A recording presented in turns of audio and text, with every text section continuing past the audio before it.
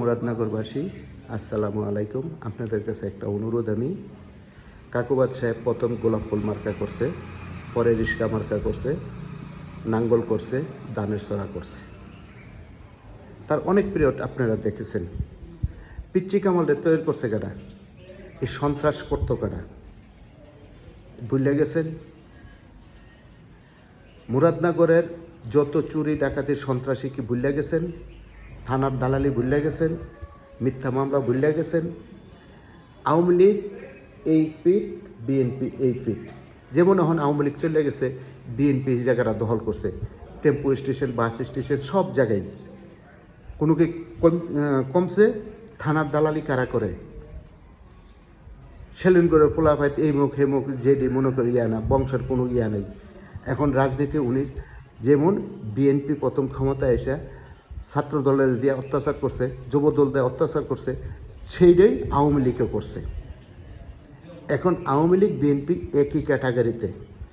আমরা এখন মুরাদনগরের সকল জনগণের কাছে অনুরোধ, সজীব মাহমুদ ভূঁইয়া সে আমার বড় ছেলেরও ছোটো, তাদেরকে সুযোগ করে দেন সকলেই, ইয়ং জেনারেশন আসুক। এই যে আজকে যে মিছিল মিটিং করাইল শাহ মোয়াজ্জেম কাকুবাদ সাহেব, এটা অত্যন্ত দুঃখের বিষয়। ওনার উচিত, উনি তো যাবজ্জীবন সাজাপ্রাপ্ত আসামি, ওনার আসার সুযোগ করে দিছে কেরা? এই সজীব মাহমুদ। উনি যদি মুসলমানের রেবাজ দইরা থাকে, সত্যিকারে যদি নামাজ পড়ে, উনি ফুলের মালা দেয় সজীব রেখা আছে, ঠিক আছে সজীব, তোমাকে সুযোগ দিয়ে দিলাম, তুমি একবার করো, আমি আর করার দরকার নাই। তাহলে হইব ভ্রাতৃত্বতা। উনি সঠিক একজন, ওনাকে আসার সুযোগ কইরা দিছে তারা।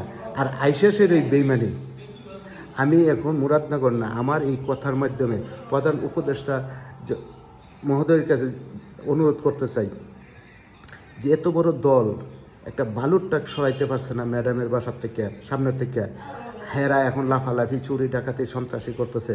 দয়া করে বিএনপির যত মামলা আছে সব আবার পুনর্জীবিত করে সবটি নেতাদের বিচার করা হোক। প্রথম সন্ত্রাসী যদি করে থাকে বিএনপি করছে, এরপর আওয়ামী লীগ ক্ষমতায় আওয়ামী লীগ করছে, দেশে করস ফায়ার বিএনপি আনছে, সকলের বিচার করা হোক। আসসালামু আলাইকুম।